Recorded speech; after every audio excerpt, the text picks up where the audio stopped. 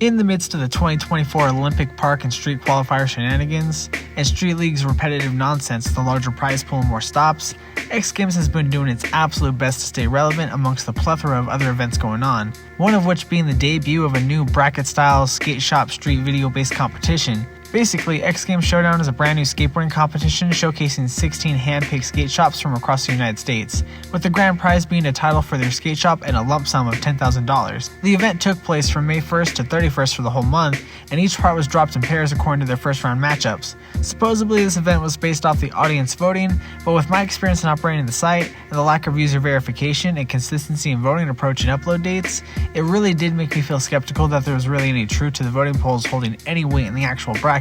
but we'll talk more about that later. The first round of the 16 shop bracket was evenly divided into 4 regions: East, West, South, and you guessed it, the Midwest. With such a wide variety of shops, it was clear for some matchups who the winner would obviously be. Especially given the following each shop has on their Instagram accounts, it's hard to see how certain shops could ever justifiably surpass another when they have tens of thousands more followers. Most notably in the case for Rose Street's small audience with only one shop location up against Pharmacy's army of 60,000 followers and 12 stores, as well as the matchup between Westside's 15K followers against the largest shop in the lineup, Black Sheep, and their over 100,000 fans. Even when you just look at it from a numbers perspective, the first round conclusion was really not so surprising, as more or less it played out fair enough in the manner that wouldn't raise any suspicions at least, seeming to be more of a way to trim down the fat as we went on to round 2. Now in regards to voting, it would only make sense that the more following you have in this event, the more votes you would receive. But based off round 2's conclusion, it's really hard to give a pass on any public voting playing a part in this event at all,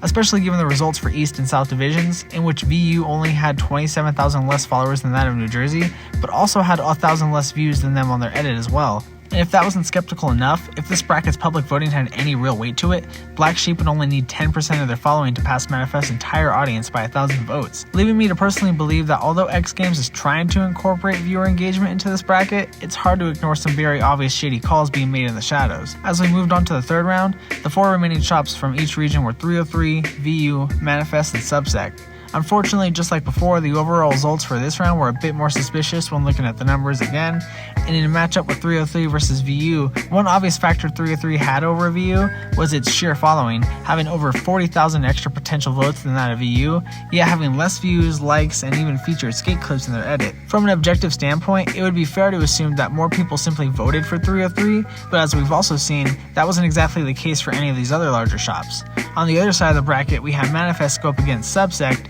and the results of this one were just as hard to interpret. With Manifest having slightly less followers and views, yet having more likes and featured skate clips with more footage than that of Subsect, it's hard to say exactly what was the determining factor in these decisions when there's no basis on really how they're made, leaving me to really feel that this bracket by the third round was entirely orchestrated by the start, which wouldn't really be a problem if they didn't try and come off so adamantly about the voting playing such a huge role. And in my opinion, it just comes across as a bit untrustworthy and disrespectful to your public audience's input when you're just going to make the choice whatever you want in the long run. It generally just comes across as somewhat deceptive and as a tool to bait for engagement for what really is just an XGames favorite skate shop charity donation. With the final round matchups announced May 20th, we had our top 2 finalists, 303 and Manifest Skate Shops. 303 Board Shop, under the leadership of owner Sam Schumann, has been the pillar of Colorado skateboard community since 1997 and has been located in Denver, Colorado its whole time. It's also known as the skate shop in the area with over 26 years of service, and 303 Board Shop has an incredible team of well-known pros and up-and-coming rippers.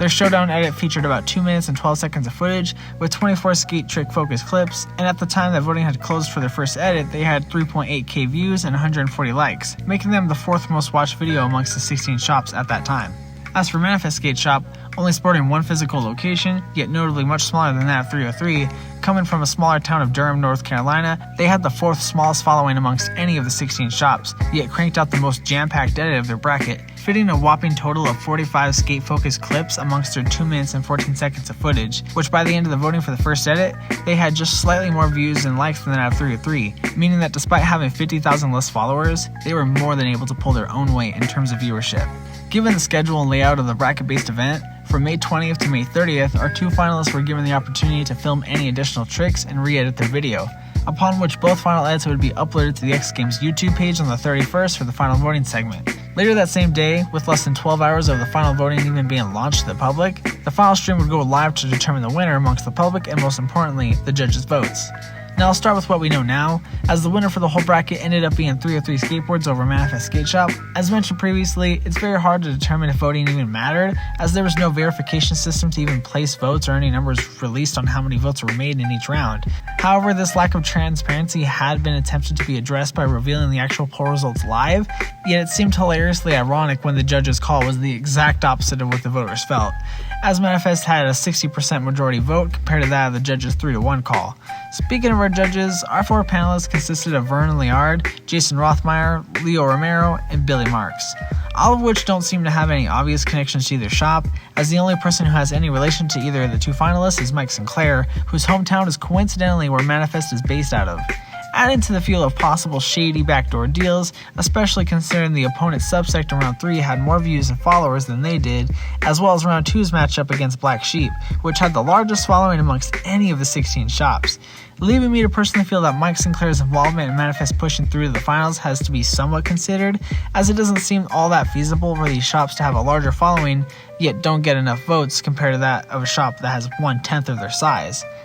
Not that the edits were bad or good, but with skateboarding being so subjective, it's fair to say that this would be a popularity contest without some level of intervention along the way. However, when it comes to the 2 final contenders, I think it's fairly clear which 2 shops genuinely tried their absolute best to showcase all they could. As can be seen with the original edits from each shop, we can see that Manifest started with a total of 46 different tricks spaced out across 2 minutes of footage, yet within the same amount of time, 303 was only able to fit less than half of that in their own edit. Especially considering that 303 has more skaters in 3 different shop locations, it's hard to give them the pass with Manifest outdoing them in their small North Carolina town. Now I know some people may be subjectively looking at the spots themselves, but I always want to keep in mind that these 2 different states have very different landscapes, and being mostly street footage from areas around their shop locations, it's fair to say it's no surprise 303 would have a fairly larger variety of spot selections to choose compared to that of Manifest, which is why when looking at the re-edit, we get an even greater picture of which shop really came through at the end. Just from the time allotment alone, we can already tell that before watching, Manifest had added nearly 24 seconds of additional footage to their edit as compared to the original. And as we take a look at the tricks executed throughout both the remix and the original edit, we can see that Manifest had gone out of their way to add a whopping total of 17 new clips to their edit, leaving only 19 of the original 46 from their first submission. With half of the re-edit being entirely new unseen footage, it's hard to see how they could lose when compared to 303, although the caliber of tricks for some clips is arguably better than others. One thing can be said, and it's that 303 barely went out of their way to include 5 additional tricks, with only taking the chance to give 2 of their clips the axe. And I feel it may have been passed by for most viewers, as they did their best to freshen things up by adding names to Scare's clips and reshuffling the order of the original 19 tricks they ended up keeping. But they definitely didn't put half as much work in as when compared to Manifest, which for me begs the question of whether or not the judges had even watched the previous edits in their entirety at all, as they really didn't seem to be aware of this huge discrepancy or highlight the aspect of these refilmed edits in their livestream. However, at the time of voting being closed, Manifest ended up having around 300 more views and 30 more likes than that of 303, which heavily correlates with the poll results in the final livestream, as the public voting poll ended up being a 60-40 split between Manifest and 303.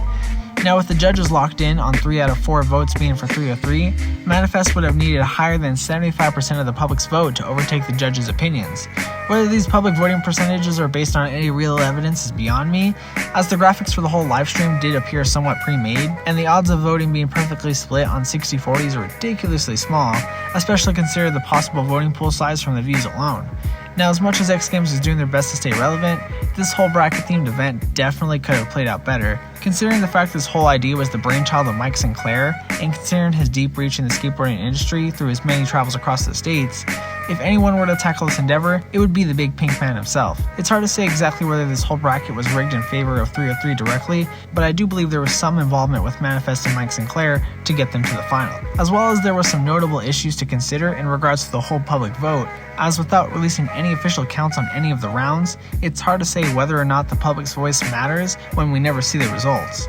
For being the first year that it was done,